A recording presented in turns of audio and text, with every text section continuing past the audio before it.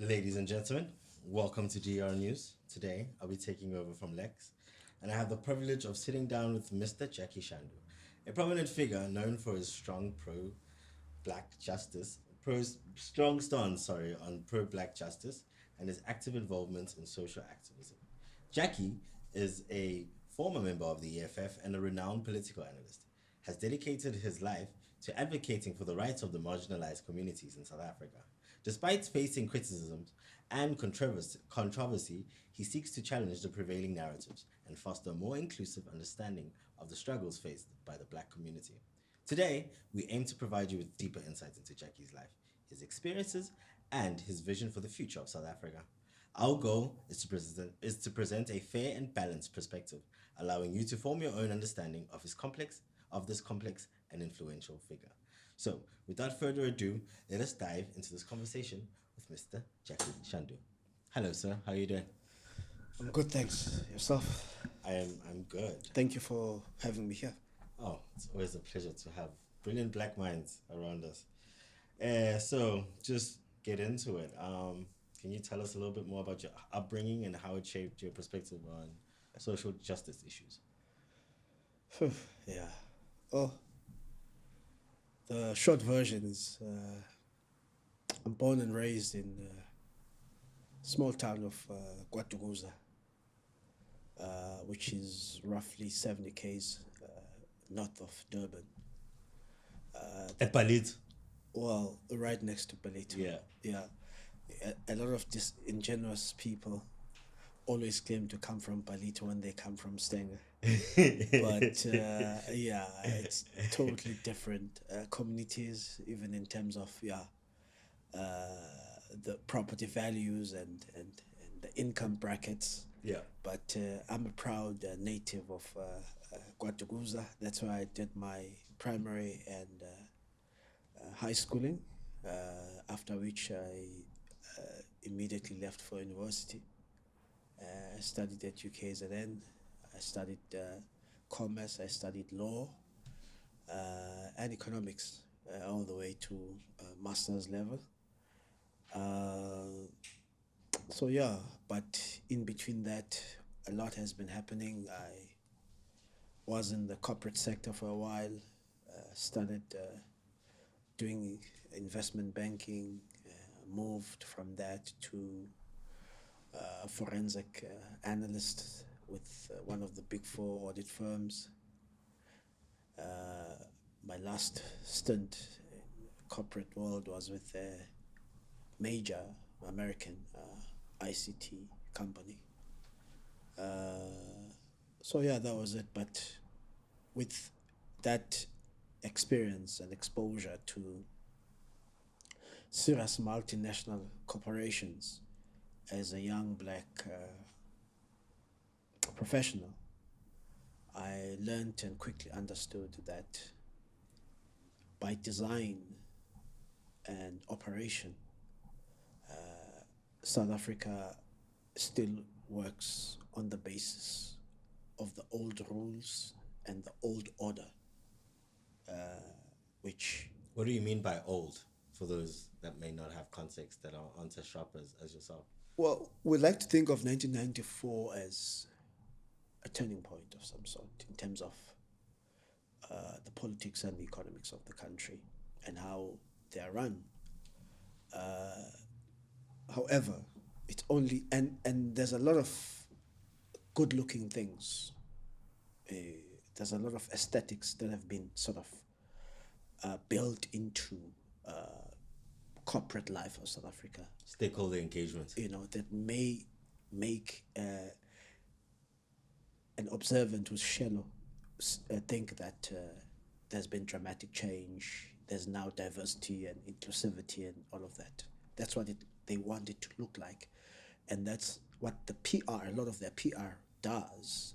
But any self-proud and black-conscious black professional will tell you that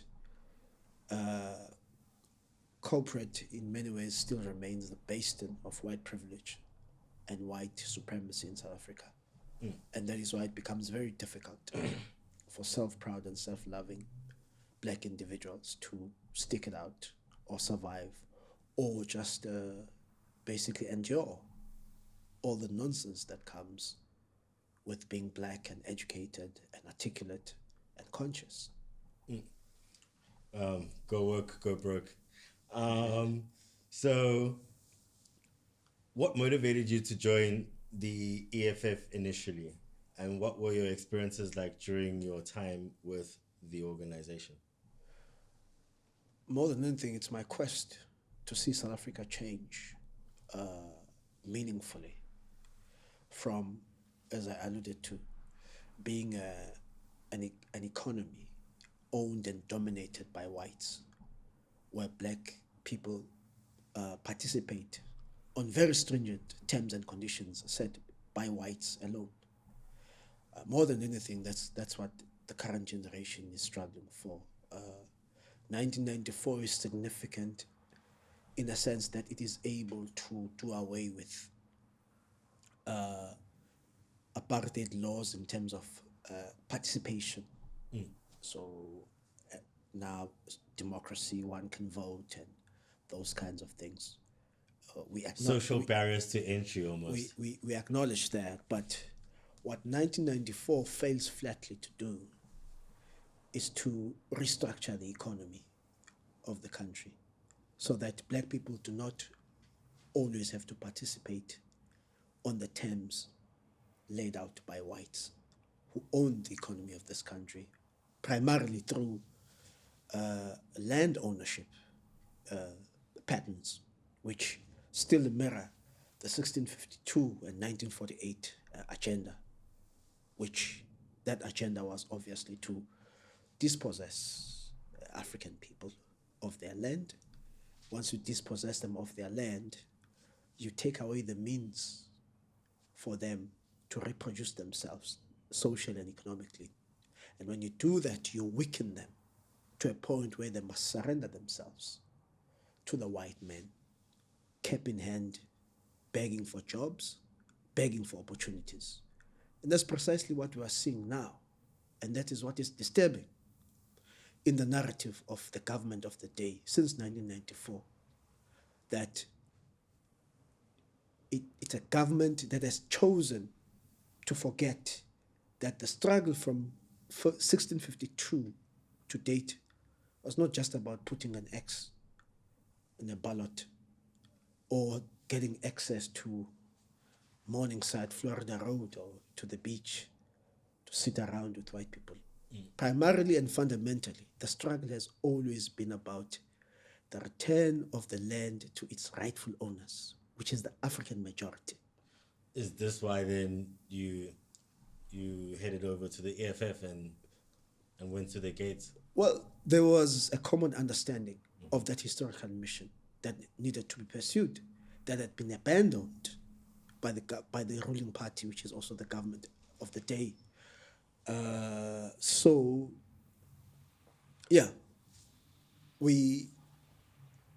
I didn't necessarily join. I was part of the founding group of the EFF. Oh, really? And had my own modest contribution in terms of the documents, the policies that would shape and continue to shape and define the organization.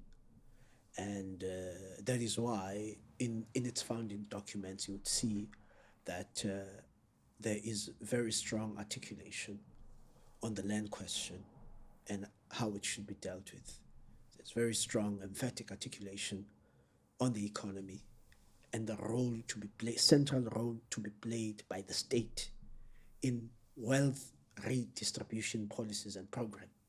Because what a lot of people don't understand in this country is that South Africa, more than anything, needs very unapologetic and strong wealth redistribution methods, policies, and intervention. If you don't do that, anything else you do is useless. How do you even begin to though, like start to, because there's so much evidence for how it can go wrong, and I'm not and don't get me wrong, how do you even start to begin to change it, because again, there's so much evidence of how it can go wrong, but it needs so much energy for you to. I can imagine, like, when you come up with a constitution for a whole entire party, it needs energy, needs clarity, needs a lot of energy, and one thing I can say is, I guess, the lack of opportunities. Kwabantu abamnyama, we struggle in my lived experience at least, struggle to keep that energy there, to grow and make the roadmap to doing something like that, because Zuma had a 9-point development plan, but then who then looks at the accountability of where we go? So then, you having been in these, around these mines, what are your ideas around how do we start doing it? Redistribution of land. We're in the most unequal country in some of the world. Our unemployment is through the roof. Our youth unemployment is even more through the roof. You begin to start redistributing that and making it. How do you start? Well, firstly, we need to psychologically and intellectually protect ourselves from corporate white media narratives that are anti-transformation, because that's what they are, that's what they always will be. So part of what is wrong is also how we've been conditioned and we've internalized this. And I'm saying we need to drill it out of our minds and our system that if you want to do something correct and necessary, you must now be preoccupied about what if it goes wrong, what if you don't get the desired outcome. Right is right. Once there's a commitment to doing something that is just, that is right, that is necessary, we should not allow ourselves to be infiltrated by agents of the enemy, to make ourselves doubt the rightfulness of the actions that we need to embark on. And I think a lot of otherwise potentially good black people have been disarmed by those kinds of very negative, neatly crafted narratives that are crafted deliberately and consciously to discredit any thinking around economic transformation. You mentioned Zuma. Part of the reason things went the way that they did in his time is precisely because of that, because any discussion in Parliament or at Luthuli House about meaningful measures to be taken by government to bring about social equalization in South Africa will find expression in France and Germany and America and Britain in a very, very, very negative way. And those things are always done to manipulate and to intimidate all black governments around the world against ideas that seek to make black people independent, in particular, of white nation states. So that colonial relationship is very important. Yeah, as we can see with Cyril and his bodyguards being shown that they're Africans. They will circle around the Mediterranean Sea 6 times before they fly over Italy, and they will stay a whole night in a plane at the airports because they do not want to arrest this man that we said arrest. It still happens today. Right. I want to get to the conditioning because I'd like to call it. I think the conditioning, because you can be conditioned and not know you're conditioned. Right.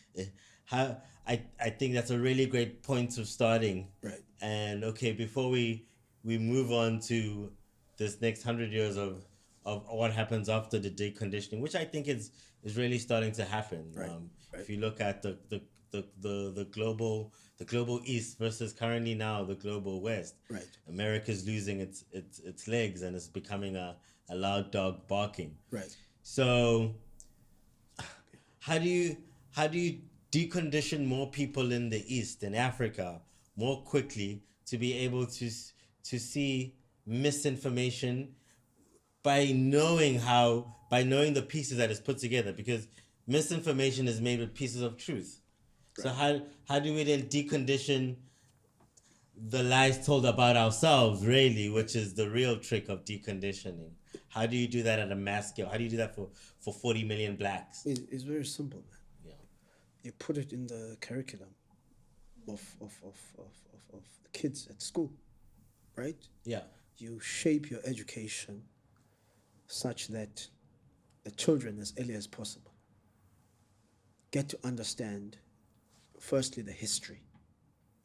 Because you cannot make anybody really appreciate the need for decolonization, for transformation, if they don't understand where we come from as a country. Now, one of the grave weaknesses of this democratic dispensation today is that even public education policy is at the hands of wrong people, people who do not prioritize the conscientization primarily of black kids, African kids, about the history. Because those people understand that if you do so, almost automatically you will transform them into revolutionaries, which is what we should all be. Because being a revolutionary means that you are committed to truth and justice, and that the injustices of the past must be addressed and must be rectified.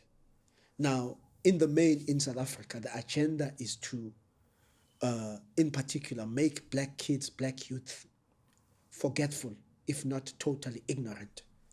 And that is why you must just distract them with entertainment, whether it's alcohol, whether it's drugs, or sex, or any kinds of activities that would not make them conscious and aware of their historic mission, their mission as a generation to contribute towards the re-Africanization of South Africa, because that's what we also need to understand. South Africa is an African country in Africa. It should look and feel like that. And land and wealth, land ownership patterns should simply reflect that. Indians from Asia, Europeans from Europe should understand that they are in Africa. For a number of historical reasons, which we can get into if we need to, they find themselves here. And it's important also for them to understand how they find themselves here. But always bearing in mind that everyone else is a guest of the African people here. So when others say, Israeli, to the land is ours, that is exactly what they are pointing to. There is no African person that can go to India now and claim a single square mile of India as if it's theirs, or any part of Europe. Yeah. But when it comes to Africa, South Africa in particular, everyone wants to claim that there's no such thing. You can't go to China and say to China belongs to everyone. They'll hang you in China. So part of the conscientization of the African people is for make them to understand that there are traitors in the past who have auctioned our birthright. What is our birthright? It is our land bequeathed to us by our ancestors. It's that simple. And there's nothing racist about that or what discriminatory. It's an objective historical fact. Yeah. Indians would tell you their native homeland is India. Their roots are in India. Well, while speaking about the Indians and history, I'm sure you know as a native of KZN that there's always, back to Mbonga Ngema, I'm singing about it, always been this rift between the Indian community and the African community in KZN, probably created by the divides of apartheid, but it still echoes in our society. And during the looting that happened in KZN a while back, with the sirens and everything, how you ended up being a part of a movement that sought to get justice from about 100 black people that were murdered for sometimes senseless damn reasons, you know. What impact did the Phoenix uprising or Phoenix massacre, I think as you termed it, have you personally and in your organizational societies? How did it shape your subsequent actions and activism as of late? Because I know you've also currently going through a court case, so I know there might be things that you might not be able to say, but I just want to know how it shaped you then as again an activist seeing it. No, there's nothing that can be said. Yeah. We don't operate on those bases, some of us. We will never gag ourselves. We'll never sense or silence ourselves for whatever reason. Yes. They can do whatever they want. They can hang us, they can send us to the gallows. We'll never silence ourselves because we know what we're fighting for. And that's why Steve Biko would say, it is better to die for an idea that will live than to live for an idea that will die. We must correct also one thing here. The tension between Africans and Indians predates apartheid by more than almost 100 years. So we must not, apartheid was diabolical, no doubt about it. But let's not attribute to it things that have nothing to do with it or things that existed long before it came into effect in 1948. The first batch of Indian indentured laborers that landed here in Durban was in 1860. That's almost a century before the emergence of the apartheid government in 1948 after that election. So it's not true that at the center of tensions between Africans and Indians is no, it's not true. Probably it has a lot to do with ideas around color and race back in India. Yeah. So you can go and study the history, the literature there of the pervasive skin color problem in India. Yeah, the caste system as well. 100%. Yeah. You know? And the firm belief that the lighter you are, the more precious, and therefore the more you should be treated with dignity. The darker you are, the closer you are to being an animal. Their own version of house nigger, field nigger. You see what I mean? Yeah. So that is why we need education, we need nuance here. We need a strong sense of history. So that we know exactly what we're dealing with. That's the first. The second thing is, remember, Indians are brought here by British colonial thugs who had perpetrated all kinds of human rights violations and atrocities to claim our land as theirs. Here where we are, they had established Natal, so-called Republic of Natal. Our neighbors in the south was the Cape province of the English. There was the Transvaal, which first belonged to the Dutch, so-called Boers. There was also Orange Free State, which also moved from the Dutch settlers to the British. And that is why at some point there was an Anglo-Boer war, because these are two invaders, these are two colonial thugs and land thieves and rapists who are fighting over who should oppress us. That context is very important.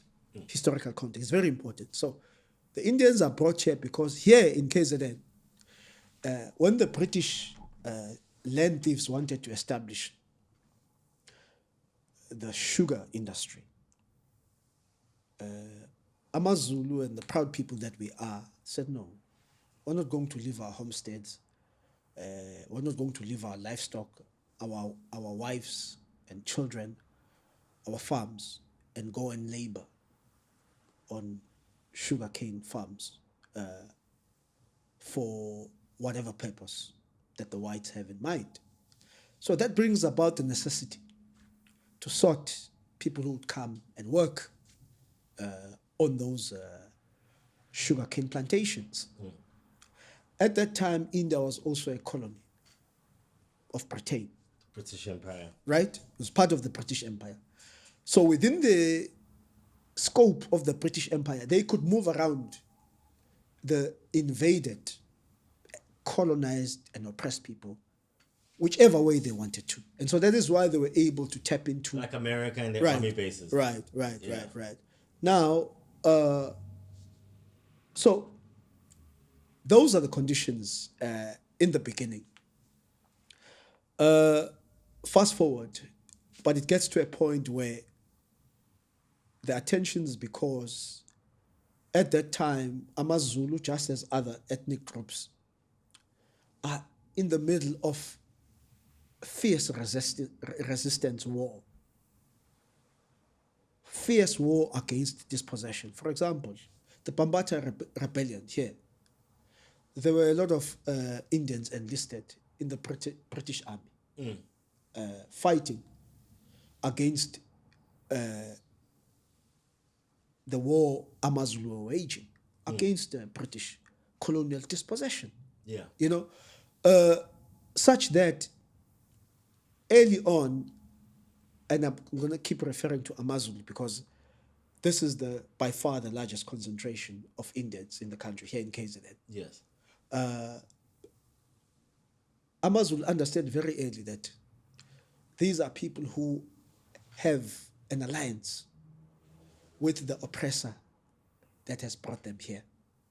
They have no sympathy for us as the people who have been invaded, as the people who have been bombed, as the people who have been raped, and as people who are being exploited, which is very sad and unfortunate because Indians had gone through precisely the same thing in India through British barbarism.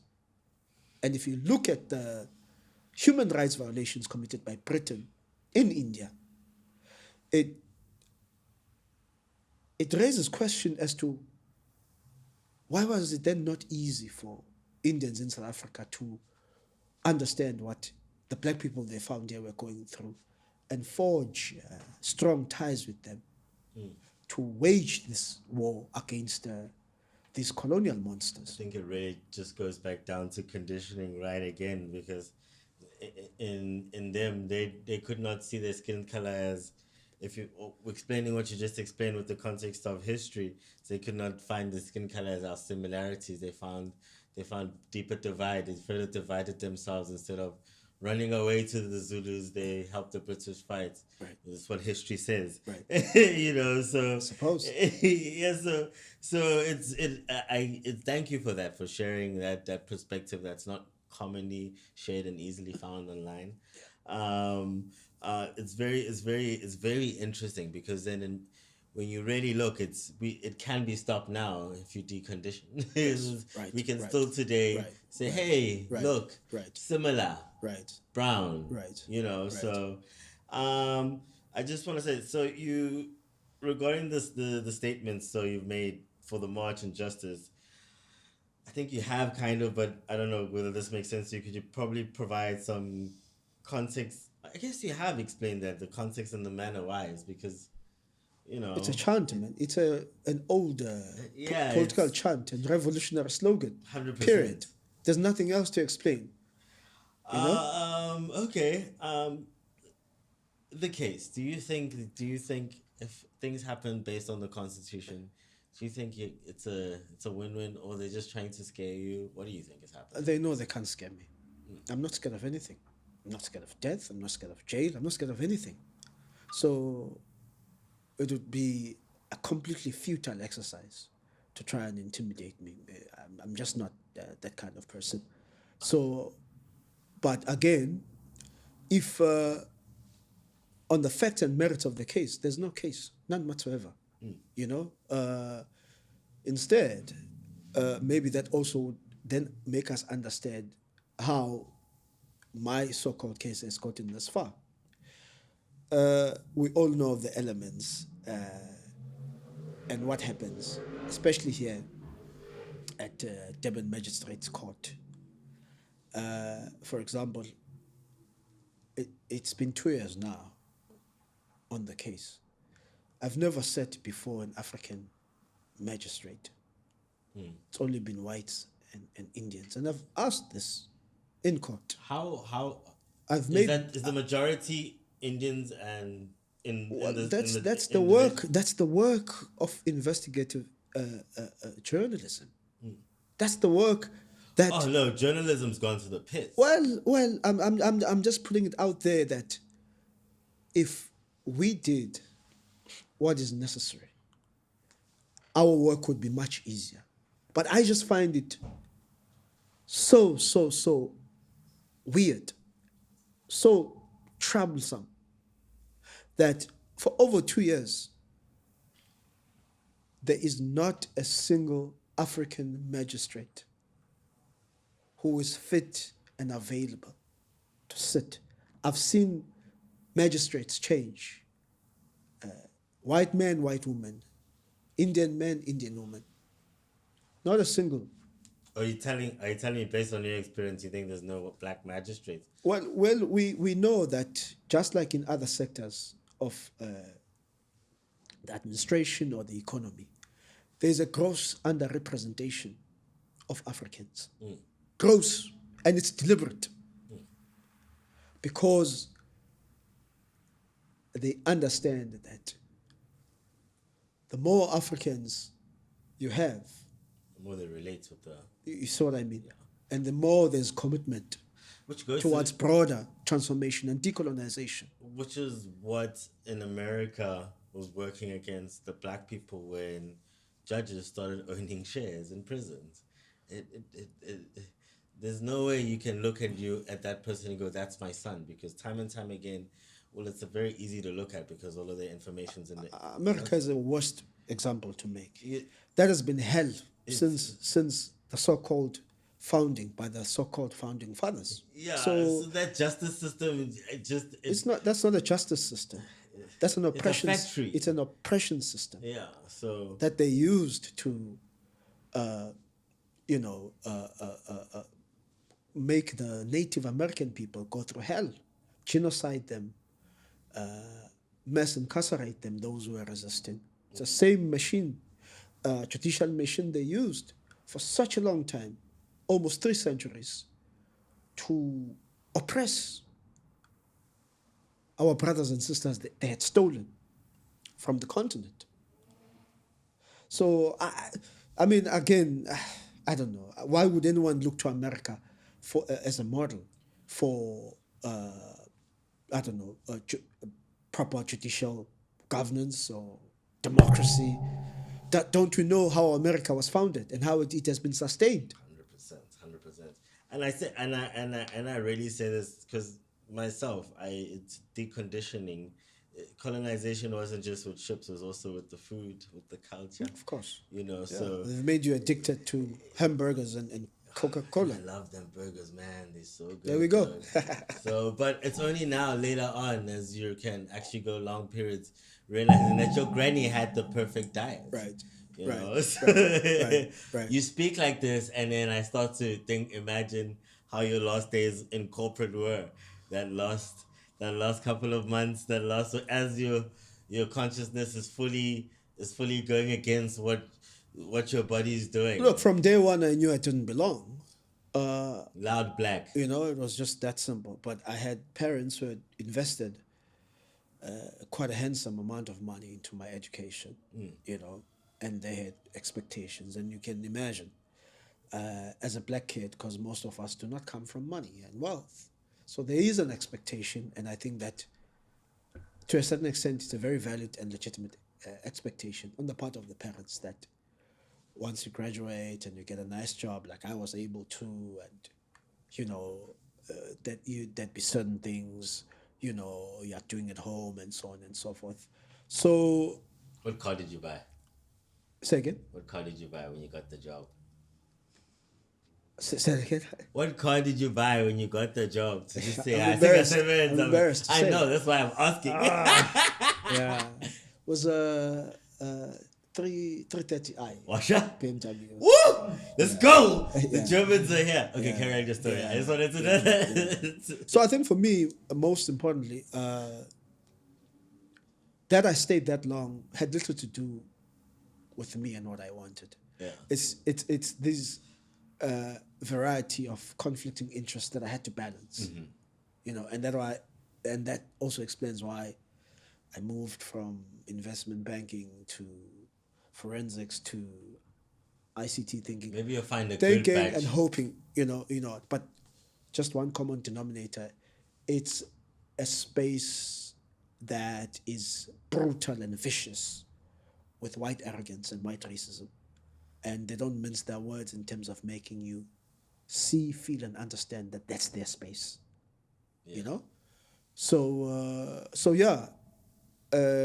part of the reason why we should also, as a generation, be very committed to building black institutions.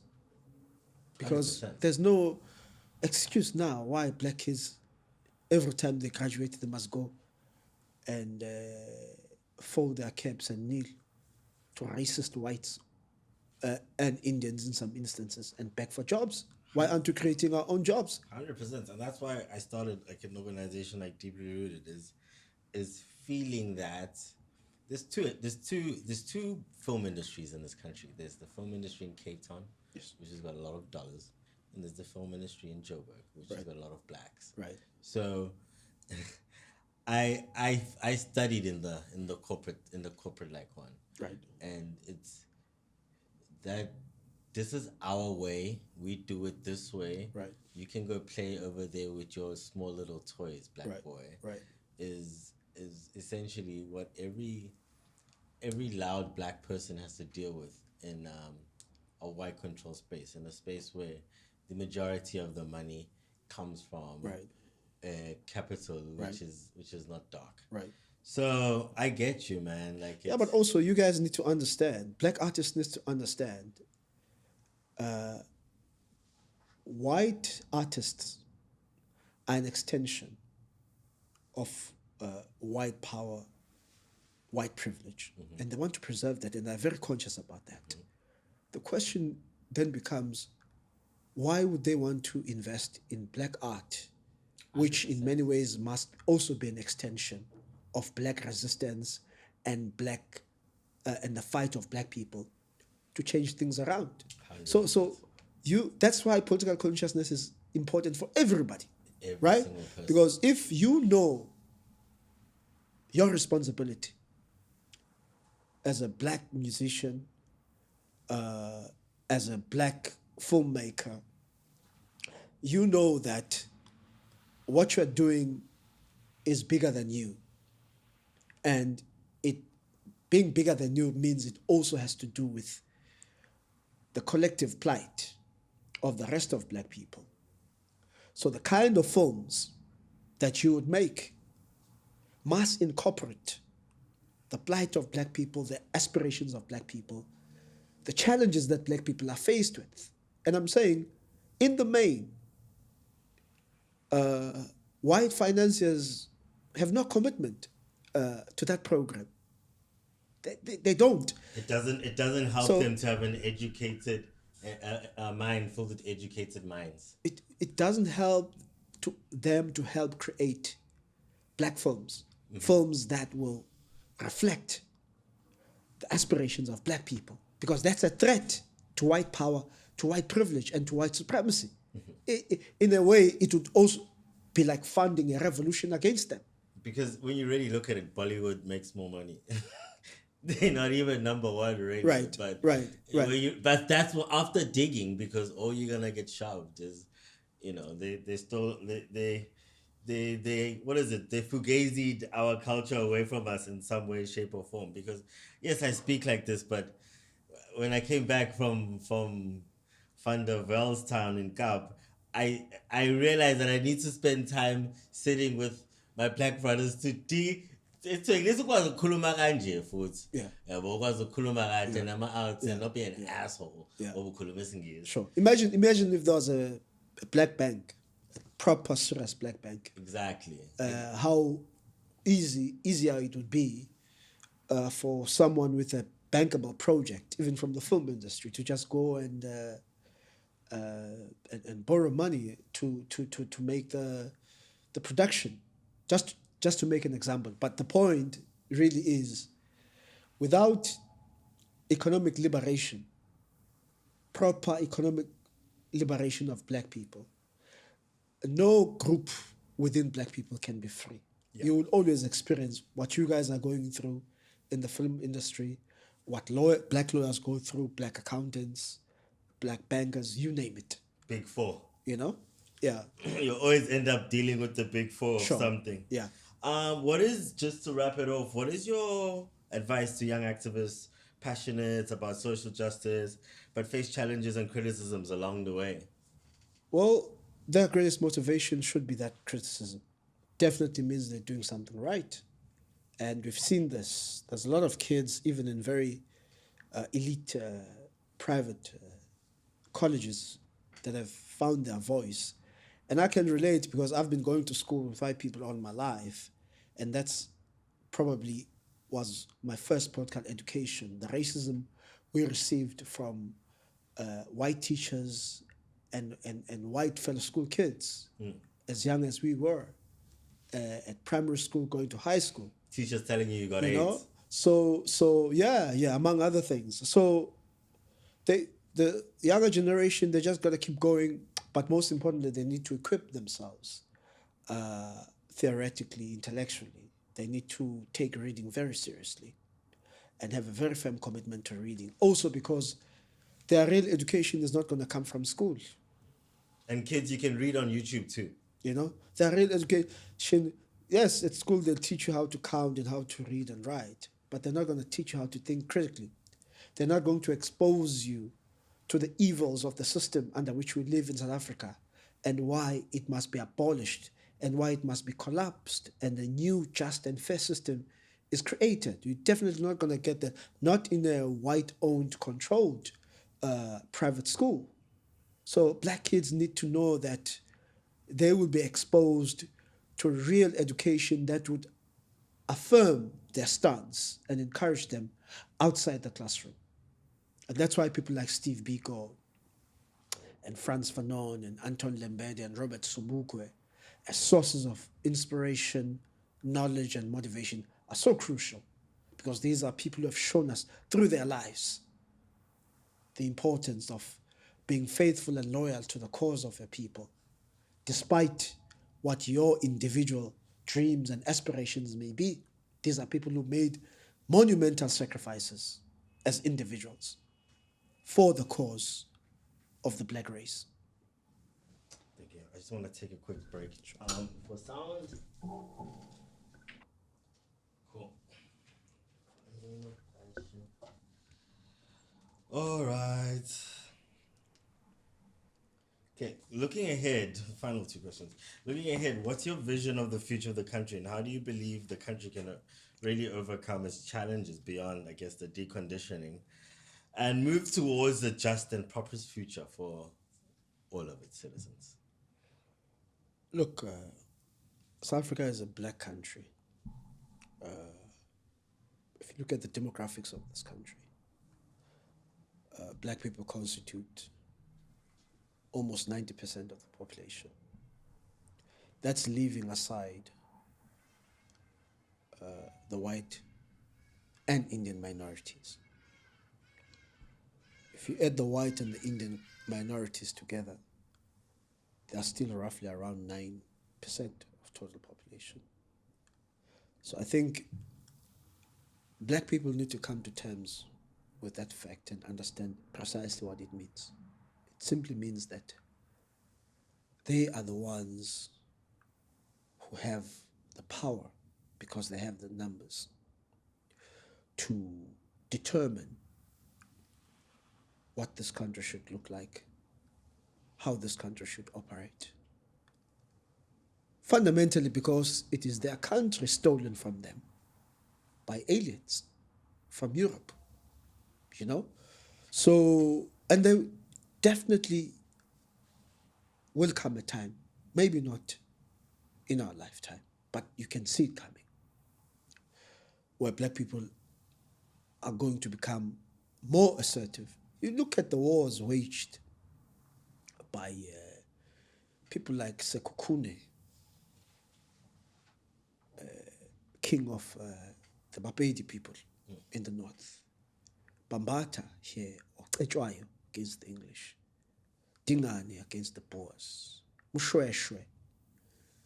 You are going to reach a moment where we really understand the meaning of those wars against invasion and colonization. We'll understand that our ancestors knew and understood that these people came here as aggressors, as people who are here to oppress, as people who are here to exploit, as people who are here to plunder.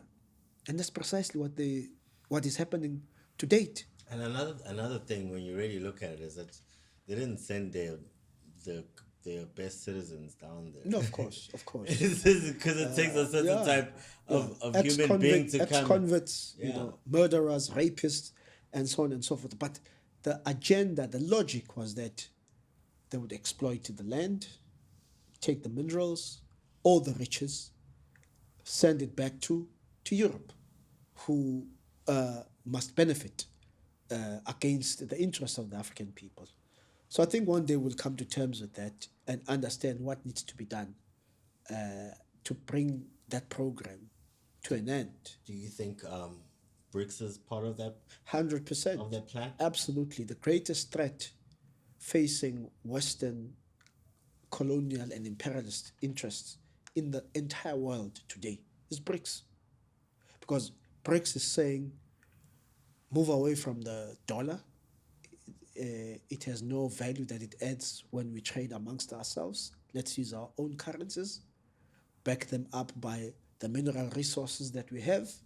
BRICS say, let's develop strong manufacturing sectors throughout BRICS countries. Cars, aeroplanes. Our own institutions. Our own products, value-added goods, most importantly.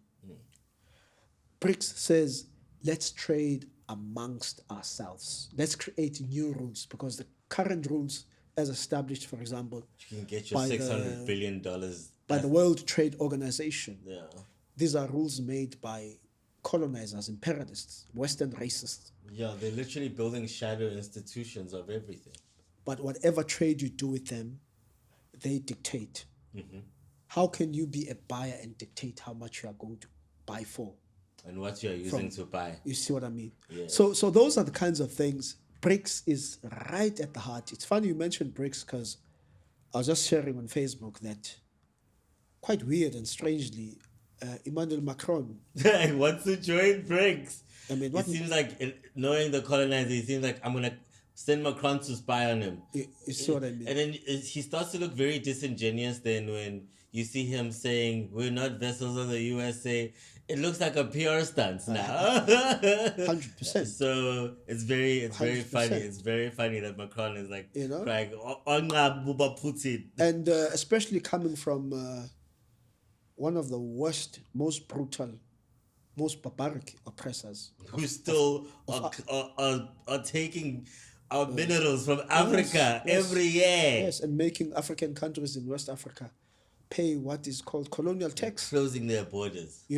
But again, for as long as Africa is not united, those things are going to happen, because I don't understand how Macron or France can pretend to want to have good relations with South Africa or any other African country, knowing full well the havoc, what they're continuing to do in many parts of West Africa, or what is generally known as Francophone, which is France's sphere of influence in Africa.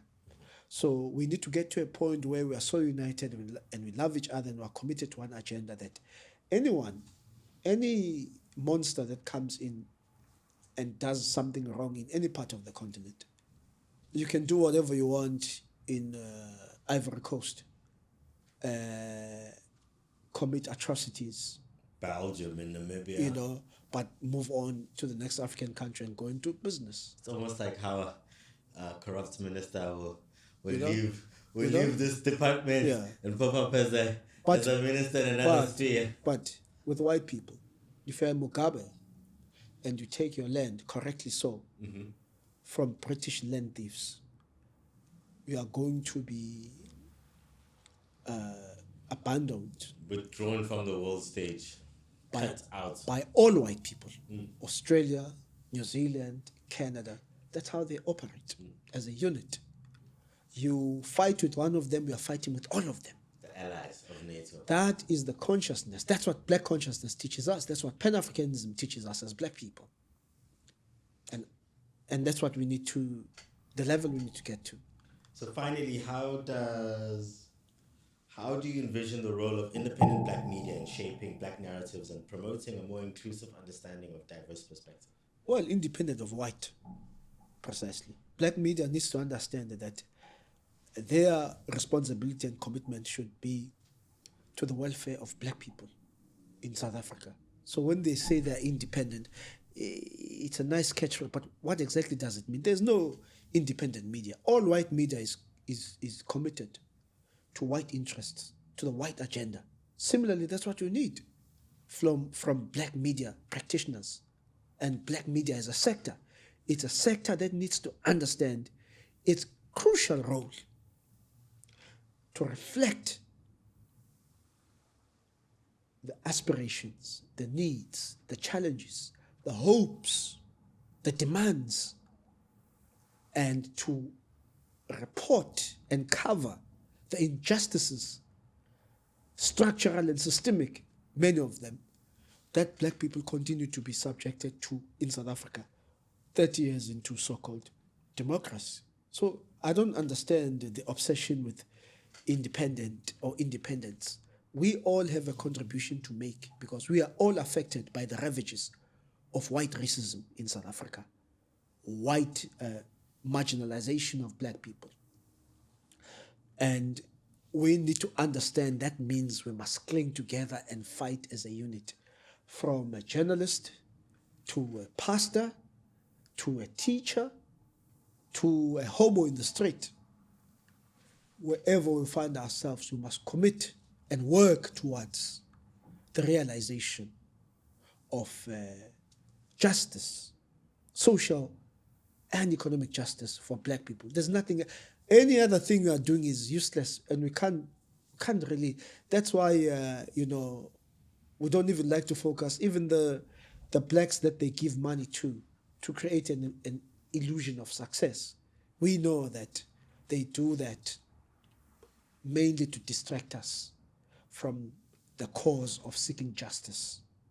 They put a Jay-Z here, they put a Motsepe, they put a Dangote here, and because they want you to think along those lines and forget about the most crucial need of fighting systemic injustice, structural oppression in South Africa today. And that's what we need.